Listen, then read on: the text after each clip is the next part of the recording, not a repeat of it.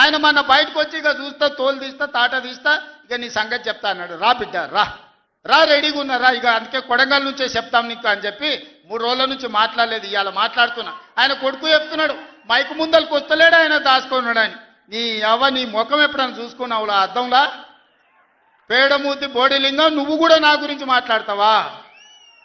నీవెంత, నీ స్థాయి ఎంత?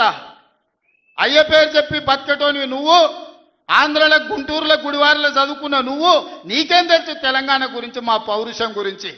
నువ్వు కాదు, మొత్తం నీ జాతినంతా తెచ్చుకో. ఎట్లా తెచ్చుకుంటావు, ఏడికి రావాలనో చెప్పు. మా ఊరు అన్నారా, మేమన్నా మీ ఊరికి వస్తాం. ఎవడు భయపడుతుండో సంగతి తేలుస్తా. వెనకటికోసారి చెప్పినా గిట్లనే గజ్వేల్కి వచ్చి చూడు అని చెప్పిన, గజ్వేల్కి వస్తా బిడ్డ నీ నెత్తి మీద కాలు పెట్టి తొక్కుతా అని. గజ్వేల్కి లక్షలాది మంది కార్యకర్తలతో పోయినాం, కాలు మీద పెట్టి తొక్కితే పాతాళానికి పోయిన మళ్ళీ ఇప్పటి వరకు తేలలేదు. ఇవాళ చెప్తున్న మీడియా మిత్రులారా రాసుకోండి, 2029 ఎన్నికల్లో 2/3 మెజారిటీ మన సీట్లు ఒకవేళ 119 ఉంటే 80కి పైగా సీట్లతోని 2029లో మా ప్రభుత్వం ఏర్పాటైంది. ఒకవేళ 153 సీట్లయితే 100 పైగా సీట్లతోని 2/3 మెజార్టీతోని తెలంగాణలో రెండోసారి కాంగ్రెస్ ప్రభుత్వాన్ని తెస్తాం. ఇది మా సవాల్. చంద్రశేఖరరావు గారు, తారక రామారావు గారు, హరీష్ రావు గారు, దయాకర్ రావు గారు, ఇట్లా చెప్పుకుంటూ పోతే వినోదరావు గారు, కుక్కట్పల్లి కృష్ణారావు గారు, రాసి పెట్టుకో. 2029లో 2/3 మెజార్టీతోని ఈ రాష్ట్రంలో కాంగ్రెస్ ప్రభుత్వాన్ని ఏర్పాటు చేస్తా. ఇదే నా సవాల్. శాతనైతే కాసుకో బిడ్డ. నీ రాజకీయం ఏందో నేను చూస్తా. నేను రాజకీయం చేసినంత కాలం ఈ కల్వకుంట చూసేటోళ్ళు కాలకుంట విషం లాంటి కేసీఆర్ కుటుంబాన్ని అధికారులకు రానివ్వను. ఇదే నా శపథం, ఇదే నా శపథం.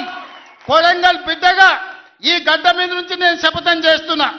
నేను రాజకీయాలలో ఉన్నంతసేపు రాబోయే ఎన్నికల్లో కేసీఆర్ కుటుంబానికి అధికారం అనేది కళ. బీఆర్ఎస్ పార్టీ కేసీఆర్ చరిత్ర గతమే. మీ పార్టీకి మీకు భవిష్యత్తు లేదు. ఎవడైనా చర్చించుకుంటే పొద్దుపోనప్పుడు మాట్లాడుకోవడానికి పనికొచ్చే చరిత్రనే తప్ప భవిష్యత్తు తెలంగాణ రాష్ట్రానికి నీ తరఫున ఒరిగేది ఏమీ లేదు. బీఆర్ఎస్ కేసీఆర్ గతమే, తెలంగాణ భవిష్యత్తు కాంగ్రెస్. మీ గత చరిత్రతోని ఈడ ఒరిగేదేం లేదు. వెనకటికెవడో అన్నాడంట, మా తాతలు నేతులు దాగినరు, మీరు వచ్చి మా మూతులు నాకండి అని. అట్లా ఉన్నది. నిన్ను అసెంబ్లీలో ఓడగొట్టినాం, పార్లమెంట్లో గుండు సున్ని ఇచ్చినాం, మన కంటోన్మెంట్లో బండకేసి కొట్టినాం, మొన్న జరిగిన జూబ్లీహిల్స్లో బోడబండలో బండ కింద వాతి పెట్టినాం. నిన్నగాక మొన్న జరిగిన సర్పంచులల్లా 12,726లో 8,335 సర్పంచులను గెలిపించుకున్నాం. సిగ్గు లేదు, ఇన్నిసార్లు ఓడగొట్టినా ఇంకా సిగ్గు లేకుండా బయటకు వచ్చి కింద పడ్డ పైకాలు నాదే అని వెనకటికి ఓడో అన్నాడట. ఇట్లాంటి ఊకదంపుడు ఉపన్యాసాలు పొంకనాలు వెనకడికి ఓడో పొంకనాల పోషిగాడు చెప్పినట. నాకున్నే 3 ఏట్లే కానీ 36 దొడ్లు ఉన్నాయని చెప్పిండట. ఇవన్నీ కళ్ళు కాంపౌండ్లో చెప్పుకోవడానికి బాగుంటాయి, కాలక్షేపం చేయడానికి. కళ్ళు కాంపౌండ్ మాటలు మాట్లాడకండి తండ్రి కొడుకులు. ఇవన్నీ మేము చూసినాం. శాతనైతే రాండి, ఏందో చెప్పు, దాని ప్రకారం చేద్దాం. 29లో తేల్చుకుందాం ఇవాళ చెప్తున్నా. కాబట్టి ఇప్పటికైనా చంద్రశేఖరరావు గారు, మీ వయసుకు గౌరవిస్తాం, మీ అనుభవానికి గౌరవిస్తాం. ప్రతిపక్ష నాయకుడు నీకు హోదా ఉన్నది. శాసనసభ సమావేశాలు ఏర్పాటు చేసినాం. 29 నుంచి చర్చలు రాబోతున్నాయి. 29 నాడు నువ్వు అడిగి ఎన్ని రోజులు సభ జరుపుదామో, నువ్వు అడిగినన్ని రోజులు అసెంబ్లీ నడిపిస్తా. నువ్వు చెప్పిన అన్ని చర్చ పెడదాం, ముఖాముఖి చర్చ చేద్దాం. వెనకంగా మాట్లాడు వెనక్కి కూర్కుడు కాదు. నీళ్ల మీద మాట్లాడతామా, నియామకాల మీద మాట్లాడతామా, నిధుల మీద మాట్లాడతామా, తెలంగాణలో జరిగిన అభివృద్ధి మీద మాట్లాడతామా, రైతు భరోసా మీద మాట్లాడతామా, రైతు రుణమాఫీ మీద మాట్లాడతామా, లేకపోతే ఆడబిడ్డలకు ఇచ్చిన ఉచిత బస్సు మీద మాట్లాడతామా, లేకపోతే నువ్వు ఏం కోరుకుంటావో చెప్పు, షాదీ ముబారక్ మీద మాట్లాడతామా, కళ్యాణ లక్ష్మి మీద మాట్లాడతామా, ఇందిరమ్మ ఇండ్ల మీద మాట్లాడతామా? దేని మీద మాట్లాడదామో చెప్పు, నేను సిద్ధంగా ఉన్నా. చర్చిద్దాం, దేశానికి ఆదర్శంగా నిలబడదాం, సమస్యల మీద మాట్లాడదాం, ఎవరు ఏం చేసినరో చెప్పుకునే అవకాశం కల్పిస్తాం.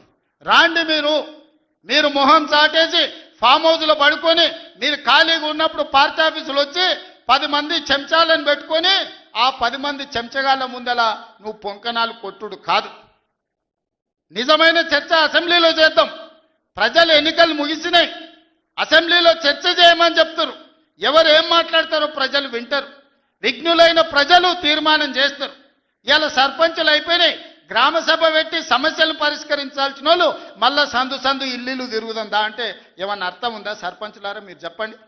ఇల్లు తిరిగినరు, ప్రజల దగ్గరకు పోయిరు, ప్రతి తలుపు తట్టిరు, ప్రతి గుండెకి చేరు, నమస్కారం పెట్టిరు, గెలిస్తే వాళ్ళు తీర్పిచ్చారు, మీరంతా సర్పంచులు అయ్యారు. గ్రామ సభ పెట్టి గ్రామ పంచాయతీలో మాట్లాడుకోవాలి, అంతేనా? వార్డు మెంబర్లు, ఉప సర్పంచ్, సర్పంచ్ కూర్చొని మాట్లాడుకొని ఏ సమస్యలున్నా పరిష్కరించుకుంటాం. అది ఇచ్చిపెట్టి మళ్ళీ ఎవడో పోరంబోకోడు ఇల్లు తిరుగుదాం రా అంటే పోతారా? ఇవాళ కేసీఆర్ కూడా గట్టే మాట్లాడుతున్నాడు.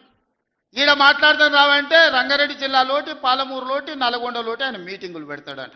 నువ్వు మీటింగులు పెట్టకపోతే సంతలో పోయి బర్లను కాసుకో, మేము వద్దంటున్నామా? మాదేం పోయింది?